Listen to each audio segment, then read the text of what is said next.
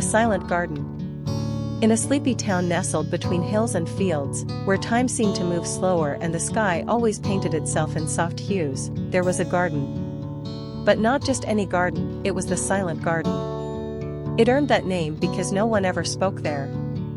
People would enter in silence, sit for a while, and leave with a strange look of peace in their eyes. It was in that garden that Emma first saw the young man who would change her life. She had come to the town from the city after her grandmother passed away, inheriting the old house near the edge of town. With a broken heart and a tired spirit, she had hoped the countryside might give her a little bit of healing. It was her grandmother who had told her, once, "The garden listens when no one else will." Emma visited the Silent Garden every day. She brought her sketchbook and drew quietly, capturing the swaying grass, the shifting shadows, and the lonely stone bench beneath the flowering cherry tree. That's where she saw him, always at the same time, just after 5 p.m., sitting on the bench, eyes closed, as if he was listening to a memory only he could hear. He never looked at her. Never spoke. But she noticed small things, the way he smiled faintly when the wind rustled the petals, the way his hand trembled when he touched the stone bench, the sadness that never quite left his face. Days turned into weeks. She stopped bringing her sketchbook and started bringing a small notebook instead, where she wrote letters she never sent, letters addressed to the boy in the garden. One evening, as the sun dipped behind the hills, Emma finally found the courage to leave one of the letters beside him on the bench. She didn't wait for him to read it. The next day, he wasn't there. She returned the day after that. And the next. For 5 days, the garden was empty except for her. Then, on the 6th day, he came. And beside him on the bench was a folded letter. It simply read, "I've been coming here every year on the day she left me, my fiancée, Anna. We used to sit here in silence together. She told me once that silence was the loudest way to love. Your words reminded me of that. Thank you. May I know your name?" From that letter began their quiet love story. They didn't talk much in the beginning. Just sat together. Sometimes wrote letters and passed them between each other. Emma learned that his name was Lucas, a schoolteacher who once wrote poetry before life became too heavy. She showed him her sketches. He read her unfinished poems.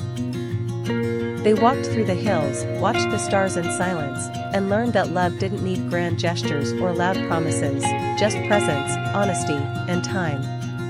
Years passed. The Silent Garden remained, but it wasn't just a place of grief anymore. It became their place. A place where two hearts, broken by different sorrows, found each other in the stillness. And every year, on the day Lucas used to mourn, they returned to the garden with a bouquet of wildflowers and sat in silence, not in sorrow, but in memory, gratitude, and love. Whispers of the Ocean. In a quiet coastal town named Elms Bay, where the waves whispered secrets to the shore and the gulls sang songs of longing, lived a girl named Clara.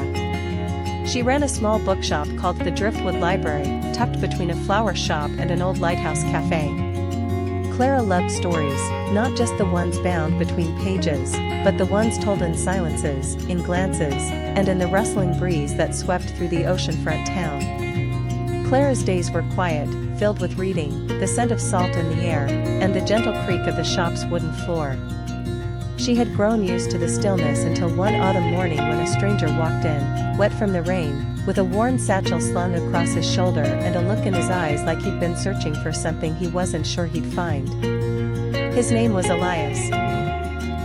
A marine biologist who had once lived in Elms Bay as a child, he had returned after years of drifting, carrying memories of shipwrecks, coral reefs, and lost letters and bottles. Something about Clara's quiet gaze and the way she held a book as if it were sacred made him linger longer than he planned. At first, they exchanged only brief conversations about the ocean, the town's history, and the books he borrowed. But slowly, like the tide creeping up the shore, their conversations deepened. They began to share coffee at the Lighthouse Cafe, sit by the dunes watching sunsets, and exchange letters, yes, real letters, slipped between pages of borrowed books. Elias found in Clara an anchor. Her presence steadied him, soothed the storm inside his heart that years of traveling hadn't calmed. And Clara, who had spent years guarding her heart after losing her father to the sea, found in Elias a spark she thought she'd buried. One day, Elias took her to a rocky cliff that overlooked the sea and told her the story of his parents, how they had fallen in love in Elms Bay, how his mother still wrote letters to his father long after he was gone. He handed Clara a letter. It was one he had written years ago but never sent, meant for the one person he hoped would understand him. It was addressed to her. "I didn't know your name then," he said, "but I always believed I'd find you." Clara cried. Not because she was sad, but because, in that moment, all the fragments of her life seemed to make sense. As if every book she had ever read, every wave that kissed the shore outside her window, had been leading her to this very moment. They kissed as the wind roared and the sea below sang its eternal lullaby. And from that day on, the town of Elms Bay whispered a new story, one of two souls who had wandered far and wide only to find love where the ocean meets the land. Years later, travelers would visit the bookshop and ask Clara and Elias how they met. And she would smile, brush a strand of hair from her face, and say, "It began with a letter, and a wave that knew where to lead him. Where the river meets the sky." In a quiet village nestled between misty mountains and an endless river, lived a girl named Alara. She was a painter, known for her breathtaking skies and the way she could capture the colors of dawn and dusk. Every evening, she sat on a wooden dock that stretched over the river, painting until the stars blinked to life. One summer, a stranger arrived in the village. His name was Cale, a quiet, kind-hearted man with a past hidden behind calm eyes. He had left the city in search of peace, carrying only a notebook, a guitar, and a longing to start over. The villagers welcomed him, but it was Alara who intrigued him the most. They first met at the riverside. She was painting the golden sunset when he sat nearby with his guitar, strumming a melody that felt like it belonged in her painting. Neither said a word that day, but something passed between them, soft as wind and just as certain. Days turned into weeks. Cale would play music in the evenings, and Alara would paint. Slowly, their silence turned into conversation, laughter, stories. He told her of the city lights he left behind, and she spoke of dreams she painted but never dared to live. They shared tea in the mornings, songs at dusk, and long walks under the starlit sky. One evening, as the first chill of autumn touched the air, Cale stood beside her on the dock and said, "You paint the sky like it's part of you." She smiled, eyes still on her canvas. "It is.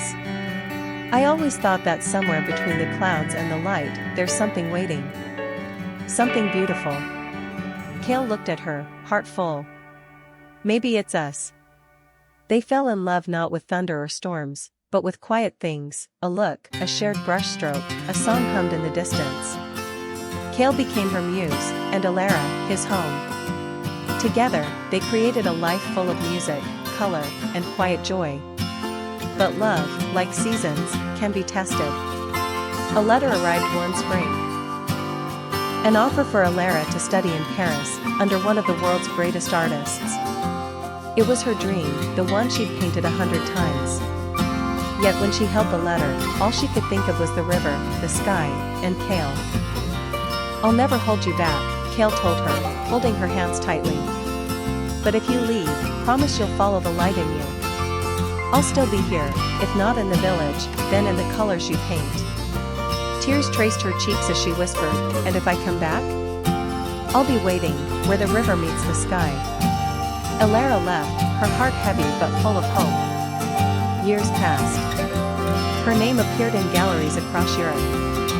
People whispered about the girl who painted skies that felt like love letters.